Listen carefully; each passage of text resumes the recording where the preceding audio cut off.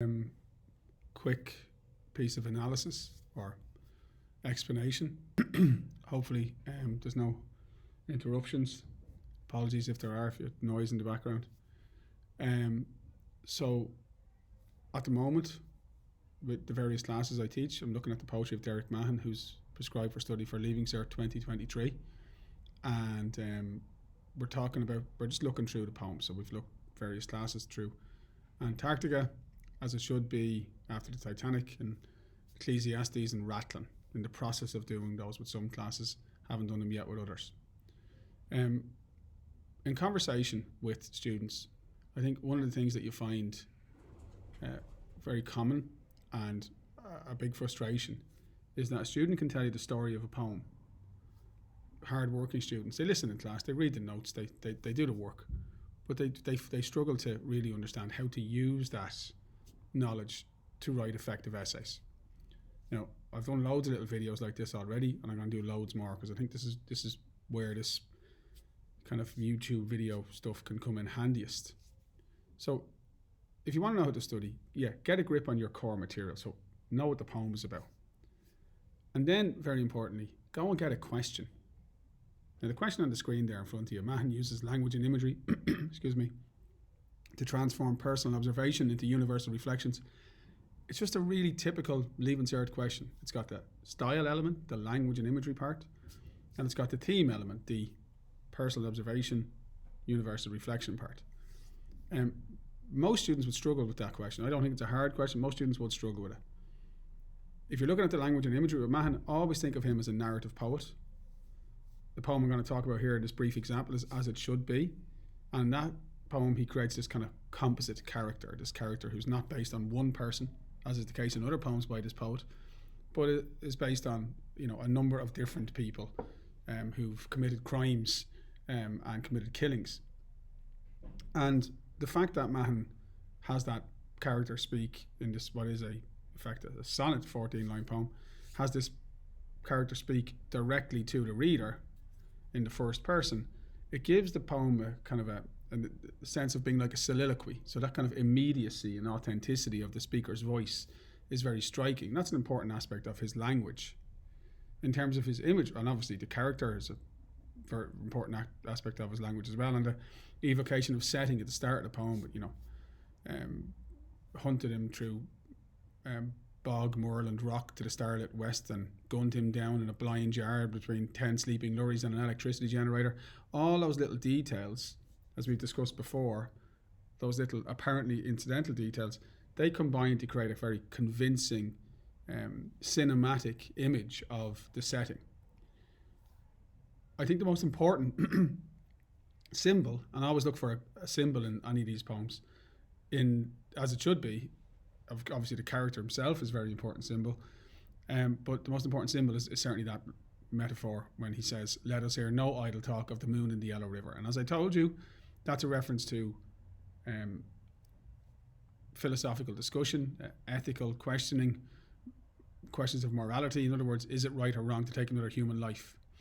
And the fact that he dismisses the moon in the Yellow River so as pointless and idle is very important because it indicates something about the man's character. So in terms of language and imagery, there's loads you could say about that poem. Where I think most students would struggle is the personal observations into universal reflections bit. I think that's where students struggle. So just think about Mahon, and you should get this pretty quickly. Mahon studies history. So his personal observations are his knowledge of, for example, the Titanic disaster and Bruce Ismay's story, or the Scott expedition and Lawrence Oates' story, or the events on Rathlin Island in the 1600s with Soir Le Puy. He's interested in history, so he observes history. That's personal observations. But then he takes those observations and he uses them as, if you like, the starting point for kind of deeper philosophical insights into human nature, and that's the universal reflection, because universal reflection means thinking about something that affects all of us as human beings. In As It Should Be, Mahon grew up in Belfast. He was from the Unionist Protestant tradition. He understood division, and he witnessed the conflagration that in late 1960s that turned into the Troubles, and the extraordinary violence that consumed that very small part of the world for much of the 1970s and 1980s. So his personal observation of the society in which he lived has certainly inspired the character in this poem, who was a fanatic killer. But of course, Mahon uses that personal observation to construct a poem which is really about much more than, a particular set of circumstances, Northern Ireland and the Troubles. And it's about our capacity as human beings to dehumanize others, to become fanatical or extremist or zealous, and how we can sometimes become so committed to what we believe that we cheapen life and close our minds off to empathy. And that's a universal reflection. And again, it's 2022. The Troubles, touch wood, are over. But all around the world today, we have people who are intolerant and whose response when they encounter challenge is violence. So it's a nice poem to write about. It's exactly the type of question you can expect to get, not the wording, but the content, language and imagery and thematic concerns. So how do you go about writing the answer? And all I'm trying to show you here with this colour coding is that there's a methodology, and there's for me anyway, a core difference between the successful student and the student who struggles. So if you look at the color, the color banding here, the yellow section is just your topic sentence. So it's what this part of the essay is about. Most of you will go poem by poem. It's great to go idea by idea, but a lot of people struggle with that. So poem by poem is fine, and you just have to make sure that you link it to whatever you said previously, and it's on the question. The green bit is evidence. They're like, telling the story of the poem or quoting the poem. And you'll notice that on the blue bits, which go into a second sub-paragraph, they're analysis, comment, contextualization. And what you'll notice is that there's a lot more blue than green. And the problem with the way most students write is there's a lot more green than blue. So a lot of students write summary instead of writing analysis. And they're worried about writing analysis because they're afraid of being wrong, which, can happen. You can say things that are technically incorrect. But generally, all an English teacher wants to see, all a Leaving Certificate higher level English teacher wants to see, is a bit of informed engagement and thoughtful reflection on the question. And that's what I tried to do here. So, topic sentence, as it should be, is another poem in which Mahon's distinct narrative style and philosophical approach are evident. So the another is the link to whatever you're saying previously in the essay. The narrative style and philosophical approach, those are elements of his way of writing. So that's language and universal reflections. So I've made that statement. Now I've got to give a bit of evidence. The personal observation in this poem comes not from his knowledge of history, but from his experience as a young man living in Northern Ireland during the Troubles.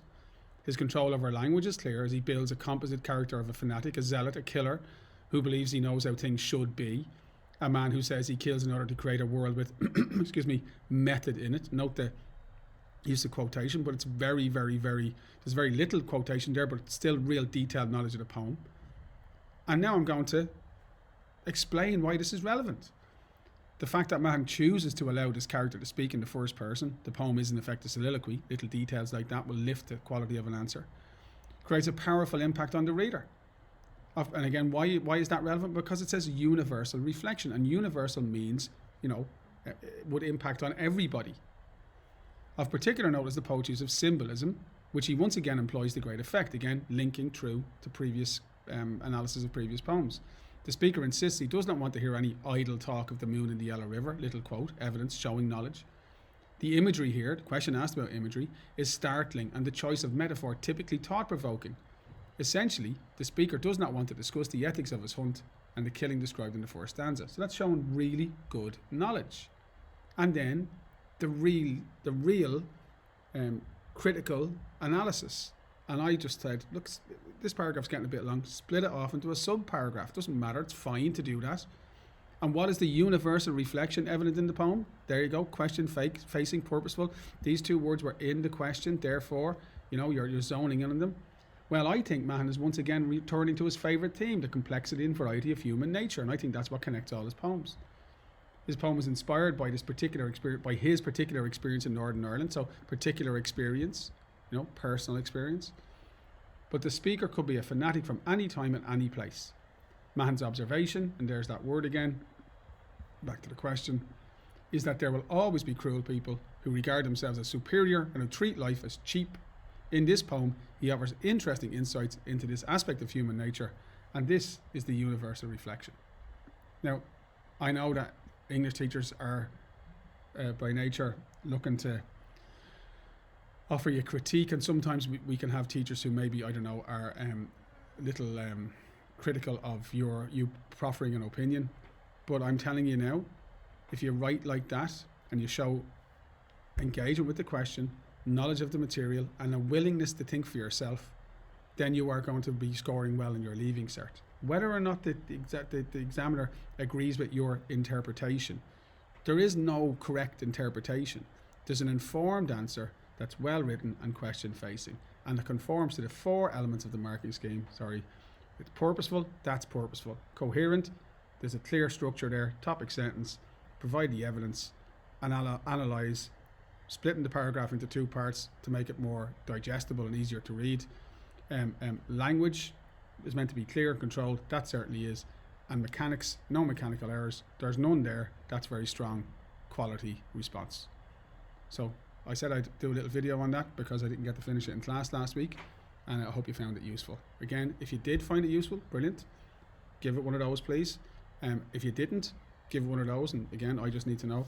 And if you're not in my classes and you want sets of notes, remember pmcbrunner@icloud.com. If you drop me an email, we'll discuss how to organise the notes. Thank you very much, folks.